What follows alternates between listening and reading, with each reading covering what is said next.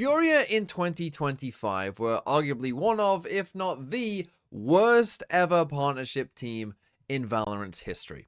They won only one game, which was their first game, which they didn't even have their actual roster for because they didn't have visas, and that is the only game that they won in VCT in that entire season.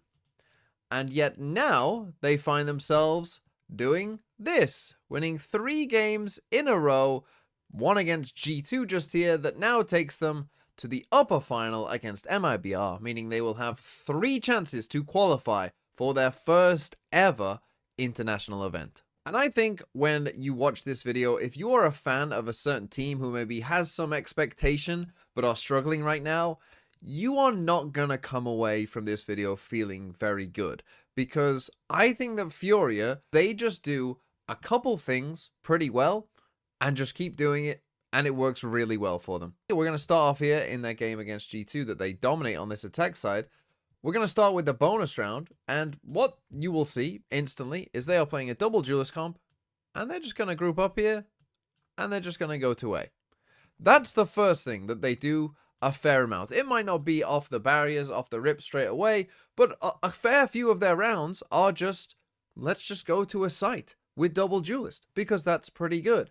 Another thing that they do pretty well is this. They abuse guns like the Outlaw. They abuse guns like shotguns. And right now, those guns are in an incredible position. And they are in a position where they can get to this A site, get to that heaven side very fast. So it's very, very possible that they could try to fight Furia here. Nerve lining up the rafters snake bites.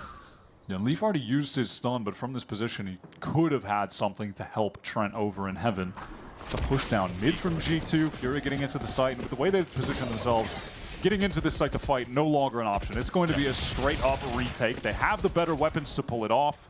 And they got the breach and Fade util at that. Ooh, out of the open! Oh, 2! So from that point, G2 actually go and save in a 3v5.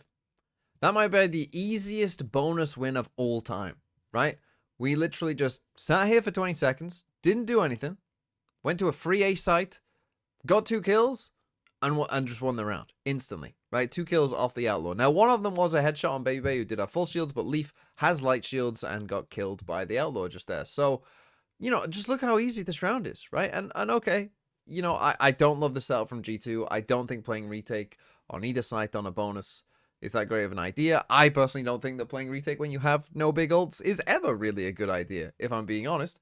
So I don't love what they're doing just in general. And yeah, you might say, oh, it's a little bit lucky here that he gets a headshot on Baby Bay. Sure, whatever. But I think either way, he has a decent chance of getting a kill there.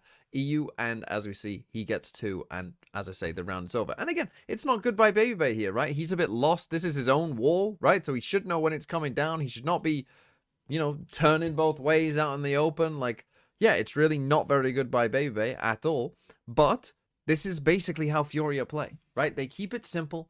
They buy the overpowered guns right now, and it wins them rounds. Okay, so that was the bonus round, but now let's skip ahead to round number 5 here. So now it's 4-0 to Furia, and this is the first full gun round, right? So let's take a look at what they're doing in this one. And again, it's not really too complicated, right? We start with kind of this spread across the map, and you know, they fake this TP out towards B, and now we're just going to group up and come back towards A, right? So we haven't really done too much. Jogamo actually is going to get on the line here with an op out towards A main.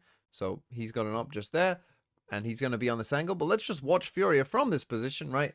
Just take a look at how good this is how they hunt down Jogamo. Can absolutely set up a team for a round win, stall out the rest of Furia if they try to get the kill on him. Prowler dealt with so many tools to force him off the line, and he's going to be in an awkward spot, a little bit exposed here. Shoots at the clone, as you do. Haunt as well, and now getting chased down. Everything in the kitchen sink, and they got him. Jogamo. So this is obviously very, very nice from Furia, right? But it's nothing like too complex, really, is it? You know, they send a Prowler in, they flash him, they chase him with the 2 duelists, and they manage to kill him, right? So there's the Omen Flash, there's the Prowler. We're going in after him right now. You see, we start chasing him. We bring the clone in next as well, right? So we're hopping in. He actually shoots the clone just there, so has to go away from that. We're now jumping in here, with the waylay just here, right? Jaw is desperately trying to get away. We try and saturate him as well. We're chasing him with another Prowler, and then, you know, we're getting in onto the site and killing him before he can get into that smoke. I mean, yeah, it's really cool, and they did use a lot of util there, right? But now they've got the site, and now it's a 5v4 post plant, right? And you have a fataled. Like, they're in a very good spot, 5v4, and now this is how Furia play. They get to this point, and then they are good with the fundamentals of closing out these rounds. Actually just vile. What do you mean sequencing? Impossible to deal with. I mean, it was one thing after another. It's called a sequence, buddy. That's true. I'm not gonna argue with that. All right. Oh, little combo, but yeah, Art is able to sidestep that. Alan fighting forward into the Nightfall. And Paranoido is going to be slowed up. G2 can't play off that as quickly as they would have liked. And Artazine is tucked here on this corner. Valen, Baby Bay, both decayed down. Yeah, both at 1 HP at the moment. And Alan, I mean, he's just shot in the foot. It doesn't even matter. He was so weak.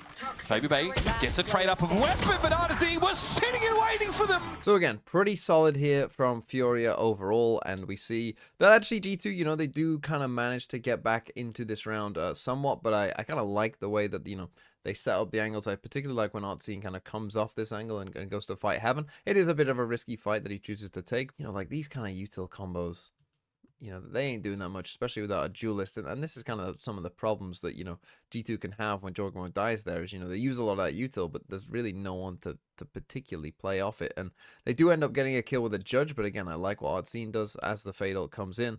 He kind of realizes, I don't really want to fight a judge or multiple people there on that angle. So, in fact, I'm just going to take a look at that. EU is now covering this angle. They got cover on ramp as well from Nerve. So, he's got looking this way, one that way, one this way. And they're just kind of hoping that Baby with a judge is probably going to be a little bit slow here and not want to, you know, peek these angles too much. But when he hears the gun and the running, Artsine gets the kill. And he kills Trent as well. And this is basically how Furia play, right? It's just, it's not too complicated, right? Basically, that round, we did a little like fake pressure B main. We then just grouped up A main. Chase Jogmo killed him. Won a post plant.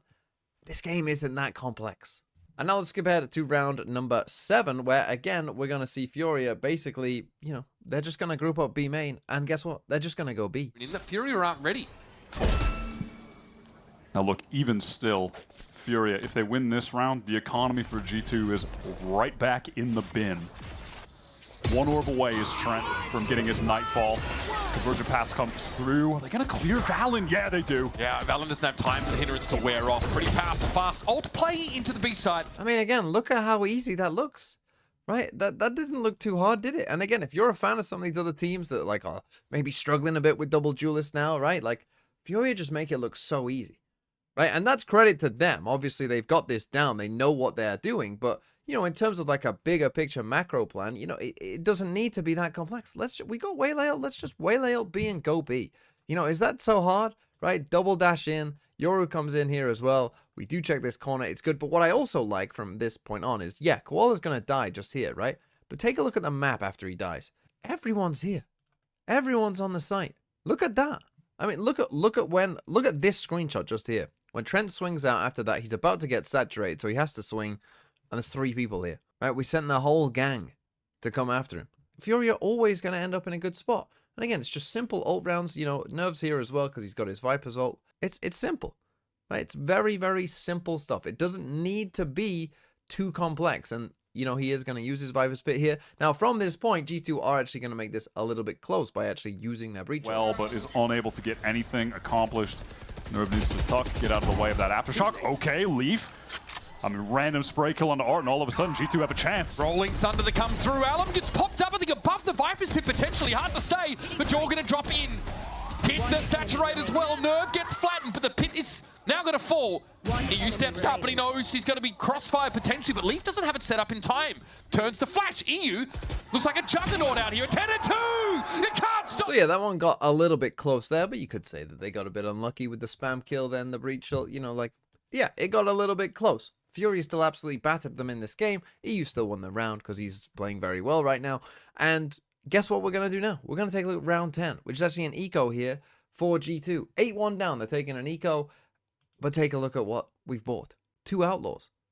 Again, we are just gun abusing. And take a look at this round. Guess how they're going to get some of these kills. With outlaws. Because they're gun abusing. You know, and Koala often has a scope. And I think if you take a look right now at a lot of the teams that maybe you didn't expect to get to, you know, the upper finals and whatever, you know, your BBLs, your Furias, obviously, Nongshims as well, all of those teams gun abuse quite a lot, right? They don't play with rifles. They play with judges. They play with outlaws. They play with buckies, right? So just people aren't gun abusing enough, right? And the teams that do it the most are actually having a lot of success right now. These teams, and again, BBL and Nongshim are good examples of this as well, playing double duelist, not going like too overly complex with it, just kind of, you know, send it sometimes, gun abuse, you can win, right? Solid fundamentals, that's kind of all you need right now to be a pretty good team. And I think if you are a fan of some of these other teams that are maybe, you know, struggling a bit more than maybe you expected them to, you can probably point to, they don't look like that.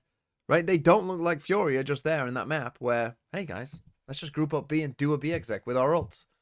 Let's buy an outlaw when they're on an eco. You know, just simple stuff.